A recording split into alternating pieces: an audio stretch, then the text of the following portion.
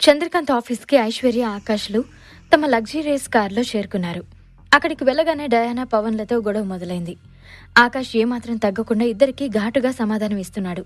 Diana అయితే తన కోపాన్ని ఎంతకీ కంట్రోల్ చేసుకోలేకపోతుంది. పవన్ ఆమెని కంట్రోల్ చేసే ప్రయత్నం చేస్తున్నాడు. తాతయ్య రాని వచ్చాక పోలీసులకు విషయం చెప్పి ఆకాష్ పని పడదాం అని పవన్ అంటే డయానా అతన్ని చంపేసేలాగా చూసింది. ఆ వెంటనే అతని మీద ఫైర్ అవుతూ, రేయ్, నీకు సిగ్గులేదా ఆ మాట అనడానికి? పోలీసులు వచ్చేదాకా ఏం చేస్తావు? చేతులకి గాజులు తడుక్కుని కూర్చుంటావా? నేను దాన్ని ఎలా కొట్టానో గుర్తుందా? నీ గురించి ఒక్క మాట అన్నా కూడా నేను తట్టుకోలేక దాన్ని చెంపల్ని వాయించాను. అది నాకు నీ మీదున్న ప్రేమ, అండ్ అది నా పవర్. కానీ నువ్వు ఉన్నావు ఎందుకు? ఛీ! వాడి మీద చెయ్యి ఎత్తి నా కళ్ళ ముందే కొడతాను అనే మాట తప్ప నాకింకేమీ చెప్పకు, చిరాకొస్తుంది అని ముఖం తిప్పుకుంది డయానా. డయానా మాటలకి ఆకాష్కి ఒంట్లోని నరాలు ఉబ్బి సర్రున బ్లడ్ పాకినట్టు అనిపించింది. ఐశ్వర్యని బాగా కొట్టాను అని డయానా అంత పొగరుగా చెప్పడంతో ఆకాష్కి ఎక్కడలేని కోపం వచ్చింది. తన భార్య మీద దెబ్బ పడిందన్న మాటే ఆకాష్ తట్టుకోలేకపోతున్నాడు. ఒంట్లో రక్తం మరిగేసరికి డయానాని చంపేసేలా చూశాడు. ఏవన్నా, నా ఐశ్వర్యని కొట్టావా? ఏ చేత్తో కొట్టావు అంటూ ఆమె ముందుకెళ్లి నిలబడ్డాడు ఆకాష్. ఆఫ్టర్ ఆల్ హెల్పర్, ఈ కంపెనీకి ఎంప్లాయీగా కూడా పనికి రానివాడు అంత పొగరుగా ఎందుకు మాట్లాడుతున్నాడో డయానా అర్థం కానట్టుగా చూసింది. ఆకాష్ అడిగిన ప్రశ్నకి సమాధానం చెప్తూ, అవునరా, నేను కొట్టాను. అవసరమైతే నీ ముందే మళ్ళీ కొడతాను. ఏం చేస్తావురా? పొద్దున కొట్టిన చేత్తోనే మళ్ళీ కొడతాను. ఈసారి చెంపలు ఎర్రగా అవడమే కాదు, దాని పళ్ళన్నీ రాలేలా కొడతాను అని డయానా పిచ్చి పట్టిన దానిలాగా ఊగిపోసాగింది. తన 2 చేతుల్ని ముందుకు చాచి మళ్ళీ ఐశ్వర్యని కొట్టడానికి రెడీ అయింది. ఐషు మీద చేయి వేసి చూడు, చెప్తాను అని కళ్ళెరజేసి చూశాడు ఆకాష్. ఆకాష్ కోపాన్ని చూసిన పవన్ భయపడుతూ, ఆకాష్ వద్దు, ఆకాష్ అని రిక్వెస్ట్ చేసుకున్నాడు. ఏ చెత్త కొట్టిందో చెప్పు బావా, వదిలేస్తాను అని ఆకాష్ సెటారికల్ గా పవన్ ని చూస్తూ అన్నాడు. ప్లీజ్ ఆకాష్, తననేం చేయకు అని ఆకాష్ అడిగిన దానికి ఆన్సర్ చేయకుండా పవన్ బతిమాలుకున్నాడు. నేను అడిగిన దానికి సరైన ఆన్సర్ చేయమంటే చేయట్లేదు. ఏ చేత్తో కొట్టిందో చెప్పమంటే ఇలా నసుగుతున్నావేంటి? సరే, నువ్వు సరైన ఆన్సర్ చేయని కారణంగా నేనొక నిర్ణయానికి వచ్చాను అని డయానాని కోపంగా చూస్తూనే డయానా దగ్గరికి వెళ్లి ఆమె చేతిని పట్టుకున్నాడు ఆకాష్. ఏయ్ ఏం చేస్తున్నావురా, ఈడియట్, వదలు అని డయానా అరుస్తూ ఉండగానే ఆమె కుడి చేతిని అటూ ఇటూ మెల్లితిప్పి విరిచేశాడు. ఆ వెంటనే ఎడమ చేతిని కూడా గట్టిగా పట్టుకున్నాడు. ఆకాష్ పిడికిలలో డయానా సన్నని చేతులు పడి నలిగిపోయాయి. వాళ్ళిద్దరూ చూస్తుండగానే డయానా చేతి ఎముకలు పటపటమని విరిగిపోయిన సౌండ్ వచ్చింది. అది చూసి పద్మావతి, రేవతి భయంతో గజగజ వణికిపోయారు. ఐశ్వర్య కూడా ఈ దృశ్యాన్ని చూసి ఒక సెకండ్ స్టన్ అయిపోయి నిల్చుంది. పవన్ అయితే ఏం చేయాలో అర్థం కాక అటు ఇటు తిరుగుతున్నాడు. ఆకాష్ కావాలని డయానా బోన్స్ ని విరగొట్టాలి అనుకున్నాడు. డయానా చేతి మణికట్టు దగ్గర పట్టుకుని గట్టిగా వెనక్కి విరవడంతో అక్కడ ఉన్న ఎముకలన్నీ విరిగిపోయి సౌండ్ వచ్చింది. అంతేకాదు, ఒక ఎముక చర్మాన్ని చీల్చుకుని బయటకొచ్చింది. అంతలాగా ఆమె చేతుల మీద దాడి చేశాడు ఆకాష్. ఎముక బయటికి రావడంతో చర్మం తెగి బ్లడ్ కూడా కారడం మొదలుపెట్టింది. తన 2 చేతులు రక్తసిక్తమయ్యాయి. అక్కడ తనకి జరిగింది ఏంటో అర్థం కాక డయానా దిమ్మ తిరిగిపోయినట్టు అలాగే నిల్చుంది.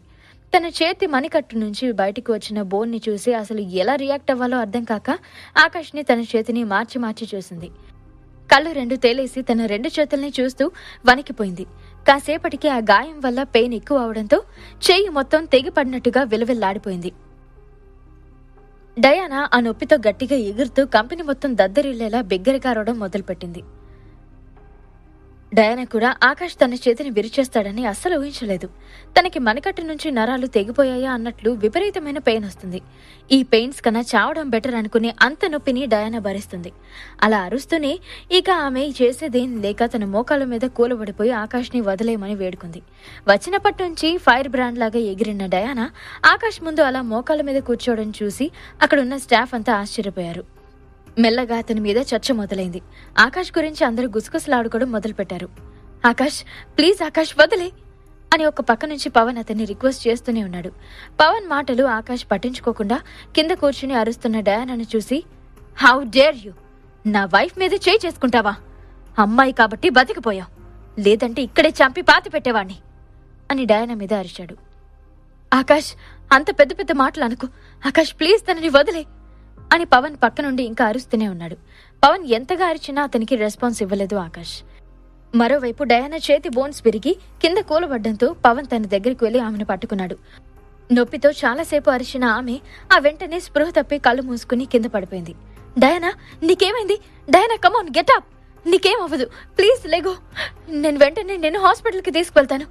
నువ్వు ఇలా కళ్ళు మూసుకోకు, లే ప్లీజ్ అని ఏడుస్తున్నట్టుగా పవన్ డయానాని పట్టుకుని అన్నాడు. డయానా అలా నొప్పితో విలువలాడడం చూసి పవన్కి కళ్ళల్లో నీళ్లు తిరిగాయి.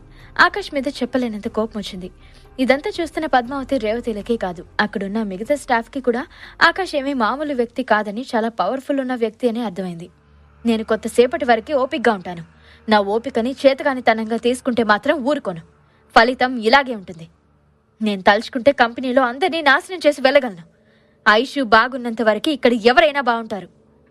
ఆమె మీద ఇంకోసారి చేయి చేసుకోవాలన్న ఆలోచన వచ్చినా కూడా నేను ఎవ్వరిని వదిలిపెట్టను, గుర్తుపెట్టుకోండి అని ఆకాష్ ఐశ్వర్యాన్ని దగ్గరికి తీసుకుని అన్నాడు. అతను చెప్తున్న మాటల్ని పవన్ వింటూ భయంగా అతని వంక చూశాడు. ఏంటి చూస్తున్నావు? దానికోసం ఫైట్కి దిగుతావా? చెప్పు, నేను రెడీ అని ఆకాష్ అరిచేసరికి పవన్ వణికిపోయి వెనక్కి తగ్గాడు. ఇలా ఆలోచిస్తూ ఉండగానే అక్కడికి సడన్ గా ఒక పెద్ద రేంజ్ రోవర్ కార్ గేటు దాటుకుని లోపలికి రావడం అక్కడున్న అందరూ గమనించారు. ఎవరొచ్చారని ఆలోచిస్తూ ఆ కార్ వైపు అందరూ చూస్తూ ఉండిపోయారు. ఆ కార్ డైరెక్ట్ గా వచ్చి ఆఫీస్ ముందు ఆగింది. అందులోంచి ఒక ముసలైన వాకింగ్ స్టిక్ పట్టుకుని డోర్ తెరుచుకుని మెల్లగా కిందకి దిగాడు. ఒక సర్వెంట్ ఆ ముసలైన కార్ దిగ్గానే గొడుగు పట్టాడు. సార్, మనం ఆఫీస్కి వచ్చాం సార్ అని అతను చెప్పగానే వాడి వంక కోపంగా చూస్తూ, నా ఆఫీస్ గురించి నాకే చెప్తున్నావా ఈడియట్ అని అరిచి నడుచుకుంటూ ముందుకొచ్చాడు. అక్కడికి వచ్చింది ఎవరో కాదు, ఐశ్వర్య పవన్ల తాతయ్య శేషగిరి నాయుడు. 1970లో బెజవాడ సిటీతో పాటు ముంబైలోనూ జరిగిన ఎన్నో స్మగ్లింగ్ కేసుల్లో శేషగిరి కీలకంగా ఉండేవాడు. ఒకసారి ఇలా స్మగ్లింగ్ చేస్తూ ఉండగానే అతని శత్రువుల గ్యాంగ్ ఎవరో అతన్ని తుపాకీతో కాల్చారు. అయినా కూడా ఆగకుండా వాళ్లతో భీకరంగా ఫైట్ చేశాడు శేషగిరి నాయుడు. వాళ్లతో ఫైట్ చేస్తూ దారుణంగా గాయపడి రోడ్డు మీద పడిపోయినప్పుడు అతన్ని ఒక అమ్మాయి కాపాడి జాగ్రత్తగా దాచిపెట్టింది. శత్రువులకు దొరకకుండా తనను కాపాడమే కాదు, ఆ వారం రోజులు శేషగిరి నాయుడుని చాలా జాగ్రత్తగా చూసుకుంటూ సేవలు చేసింది. దీంతో శేషగిరి ఆ అమ్మాయితో ప్రేమలో పడ్డమే కాదు, 10 రోజుల్లోనే ఆమెని వివాహం చేసుకున్నాడు. ఆ అమ్మాయి రాక శేషగిరి జీవితాన్ని మలుపు తిప్పింది. స్మగ్లింగ్, కిడ్నాప్స్ దందాలకి శేషగిరి నాయుడు పెట్టింది పేరు. లెక్కలేనని గొడవల్లో ఆయన పాల్గొన్నాడు. అలాగే ఉంటే ఆ గొడవల్లో పడి చిన్న వయసులోనే చనిపోయేవాడు.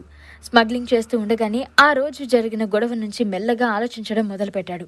తన ఆలోచనకి తగ్గట్టుగానే తనని కాపాడిన అమ్మాయి కూడా ఒక చిన్న బిజినెస్ ఫ్యామిలీ నుంచి రావడం ప్లస్ అయింది. ఆమె శేషగిరిని బిజినెస్ వైపుకు తిప్పడం ఆయన జీవితానికి పెద్ద టర్నింగ్ పాయింట్. అలా ఆ అమ్మాయి రాకతో స్మగ్లింగ్ ని వదిలేసిన శేషగిరి ఆ తర్వాత బిజినెస్ మొదలుపెట్టాడు. ముందు చాలా చిన్న బిజినెస్ తో మొదలుపెట్టి ఆ తర్వాత అంచెలంచెలుగా దాన్ని పెంచుకుంటూ వచ్చాడు. బెజవాడ సిటీలోనే రిచెస్ట్ పర్సన్ గా ఎదిగే వరకు ఆయన ప్రస్థానం సాగింది. అయితే ఒకానొక టైంలో అతనికి ఆరోగ్యం సహకరించక కంపెనీ నుంచి తప్పుకున్నాడు. దాంతో తన కంపెనీ బాధ్యతల్ని నమ్మకం లేకపోయినా చంద్రకాంత్ చేతుల్లో పెట్టాడు. తండ్రి అనారోగ్యం కారణంగా పాతాళానికి పడిపోయిన కంపెనీని తిరిగి నిలబెట్టాడు చంద్రకాంత్. 0 రేంజ్ నుండి కంపెనీ పూర్వ వైభవానికి వచ్చే వరకు చంద్రకాంత్ ఒక్కడే కృషి చేశాడనేది ఇప్పటికీ శేషగిరి ఒప్పుకోలేని నిజం. అప్పటికి అతనెంతగానో ప్రేమించిన భార్య మరణం తట్టుకోలేక డిప్రెషన్లో ఉన్న శేషగిరి తన భార్య పుట్టి పెరిగిన ఊరికి తన మకాం మార్చి పూర్తిగా రిటైర్మెంట్ తీసుకున్నాడు. చంద్రకాంత్కి బిజినెస్లో హెల్ప్ చేసే వంకతో మయూకాంత్ చెడు తిరుగుళ్ళు తిరుగుతున్నా తండ్రికి తమ్ముడంటే అమితమైన ప్రేమని మయూకాంత్ని ఏమీ అనేవాడు కాదు చంద్రకాంత్. అది అలసుగా తీసుకున్న మయూకాంత్ తండ్రితో ఎక్కువ సమయం గడుపుతూ అతను చేసే వెధవ పనులన్నింటినీ అన్న మీదకి తోసేవాడు మయూకాంత్. అది మెల్లగా అర్థం చేసుకున్న చంద్రకాంత్ తమ్ముడిని వీలైనంత దూరం పెట్టి కంపెనీలో అధికారం మొత్తం చేజిక్కించుకున్నాడు. కానీ తమ్ముడి మీద ఉన్న ప్రేమతో అతన్ని కూడా కంపెనీలో ఒక భాగం చేసుకుని కొన్ని షేర్స్ మయూకాంత్ అతని కుమారుడు పవన్ మీద రాశాడు. అది రుచించని మయూకాంత్ చంద్రకాంత్ ఎదుగుదల ఎప్పటికైనా తనకి అడ్డుగా ఉంటుంది అని భావించి ఎక్కడికక్కడ కంపెనీకి ప్రాజెక్ట్స్ రాకుండా చేసేవాడు. దీంతో తన 2 కొడుకులు తనలాగా బిజినెస్ లో స్మార్ట్ కాదని శేషగిరి నాయుడు అనుకునేవాడు. ఆ బిజినెస్ లో ఎప్పుడూ కూడా అనుకున్న రీతిలో లాభాలు వచ్చేవి కాదు. అటు ప్రాఫిట్ వచ్చేది కాదు, ఇటు లాస్ వచ్చేది కాదు. జస్ట్ ఉద్యోగులకు జీతాలు ఇవ్వడానికి మాత్రమే కంపెనీ ఉందా అన్నట్టుగా మారిపోయింది పరిస్థితి. ఇలా ఉంటే కష్టమని శేషగిరి ఆ కంపెనీ బాధ్యతలు యంగ్ జనరేషన్ అయిన ఐశ్వర్య అండ్ పవన్ చేతిలో పెడదాం అనుకున్నాడు. దానికి తగ్గట్టుగానే వాళ్ళిద్దరిని వైస్ ప్రెసిడెంట్స్ గా చేశాడు. పవన్ ఒక్కడనే కాకుండా ఐశ్వర్యను కూడా వైస్ ప్రెసిడెంట్ గా అపాయింట్ చేయడం నచ్చని తండ్రి కొడుకులు ఐశ్వర్యకి అడుగడుగునా ప్రాబ్లమ్స్ క్రియేట్ చేసేవారు. ఆ తర్వాత అనుకోకుండా ఐశ్వర్య లైఫ్ లోకి ఆకాష్ రావడం, మిత్ర గ్రూప్ ఆఫ్ కంపెనీస్ ప్రాజెక్ట్ కంపెనీకి దక్కడం జరిగాయి. మయూకాంత్ కొడుకు పవన్కి ఈ బిజినెస్లో అంతగా ఇంట్రెస్ట్ లేదు. అతని దృష్టి ఎప్పుడూ డబ్బులు కొట్టేయడం, వాటిని దారి మళ్లించడం మీదే ఉండేది. ఐశ్వర్య మీద అతనికి నమ్మకం ఉన్నా కూడా ఆమె కేవలం ఆడపిల్ల అనే కారణం బిజినెస్లో రాణించలేదని శేషగిరి ముందు నుంచి ఆమెను డిస్కరేజ్ చేస్తూ వస్తున్నాడు. ఐశ్వర్యకి కాదు, మొత్తం అక్కడున్న కంపెనీలో అందరికీ కూడా పవన్ అంటేనే శేషగిరికి ఎక్కువ ఇష్టమని తెలుసు. అలా ప్లాన్స్ వేసి పవన్ తాతయ్యను తన వైపుకు తిప్పుకున్నాడు. అయితే శేషగిరికి కుటుంబం కన్నా మనవళ్ళు మనవరాళ్ల కన్నా కూడా తన బిజినెస్ ముఖ్యమని ఆ తర్వాత అర్థమైంది. దశాబ్దాలుగా బిజినెస్ వరల్డ్ లో ఆయన సంపాదించుకున్న పేరుని వీరంతా నాశనం చేస్తున్నారని, ఏదైనా చేయాలనే ఆలోచన అతనికి కలిగింది. అందుకే ఇప్పుడు కార్ తీసుకుని అర్జెంటుగా ఇక్కడికి వచ్చాడు. అయితే ఇక్కడ శేషగిరికి తెలియని మరో నిగూఢ రహస్యం ఉంది. అతను స్థాపించిన సామ్రాజ్యం శత్రువుల వేటకి కూకటి వేళ్లతో సహా పెకిలించబడితే రేయింబవళ్లు కష్టపడి తండ్రికి తెలియకుండా వ్యాపార సామ్రాజ్యాన్ని సృష్టించి తండ్రి గౌరవానికి భంగం వాటిల్లకుండా చూసుకున్నాడు చంద్రకాంత్. ఇదంతా మయూకాంత్కి తెలిసినా అతను తండ్రికి చెప్పడానికి ఏమాత్రం సిద్ధంగా లేడు. శేషగిరి నాయుడు నడుస్తూ ముందుకు రావడం చూడగానే అందరూ అతనికి నమస్కారం చేస్తూ విష్ చేశారు. పద్మావతి అతన్ని చూడగానే భయపడిపోయింది. మెల్లగా వెనక్కి జరుగుతూ ఐశ్వర్య వెనకాల దాక్కుని అతనికి కనపడకుండా ఉండే ప్రయత్నం చేసింది. తాతయ్యని చూడగానే పవన్ పరిగెత్తుకుంటూ తాతయ్య తాతయ్య అనుకుంటూ అతని దగ్గరికి వెళ్ళాడు. తాతయ్య, చూసావా తాతయ్య, ఈ ఆకాష్ మన కంపెనీని సక్రమంగా నడవద్దని కుట్రలు పన్నుతున్నాడు.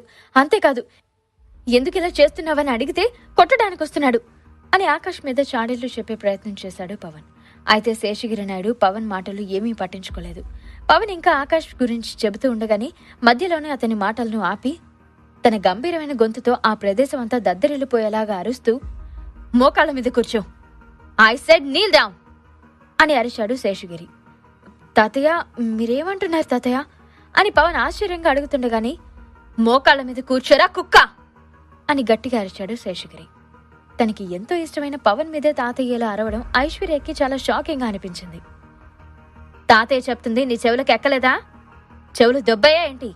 మర్యాదగా మోకాళ్ళ మీద కూర్చో అని శేషగిరి బాడీగార్డ్ అండ్ అతని చిరకాల స్నేహితుడైన వీరయ్య పవన్ మీద కోపంగా అరిచాడు. వీరయ్య చంద్రకాంత్ అండ్ ఫ్యామిలీ కంపెనీలో మెంబర్ ఏమీ కాదు. అతనికి అందులో ఎలాంటి వాటా కూడా లేదు. కానీ ఏదైనా కంపెనీకి కానీ ఫ్యామిలీకి కానీ ప్రాబ్లం వస్తే మాత్రం వీరయ్య ముందుంటాడు. సాధ్యం కాని సమస్యను కూడా ఏదో ఒక దారి వెతికి పరిష్కరిస్తాడు. అందుకే వీరయ్య శేషగిరికి అత్యంత ఆప్తుడిగా మిగిలిపోయాడు. ఐశ్వర్యకి అసలు అక్కడ ఏం జరుగుతుందో అర్థం కాలేదు. తాతయ్య ఎందుకింత సడన్ గా ఇక్కడికి వచ్చాడనేది ఆలోచిస్తూ ఉండగానే శేషగిరి పవన్ ని మోకాల మీద కూర్చోమని మళ్లీ ఆర్డర్ వేశాడు. పవన్ ని అలా నీల్ డౌన్ చేయమండం వెనకాల ఆకాశ హస్తం ఉందేమోనని అనుకుంటూ అతన్ని అనుమానంగా చూసింది ఐశ్వర్య. పవన్ మాత్రం ఆకాష్ ని చంపేసేలా చూస్తూ మనసులోనే అతన్ని తిట్టుకున్నాడు. శేషగిరి పవన్ ని ఎందుకు నీల్ డౌన్ చేయమన్నాడు? కంపెనీలో నెక్స్ట్ జరిగే పరిణామాలేంటి? ఆకాష్ ఏం చేయబోతున్నాడు? తెలియాలంటే next episode వినేయండి.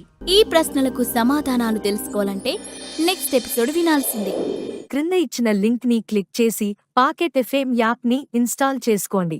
Stay tune to pocket FM.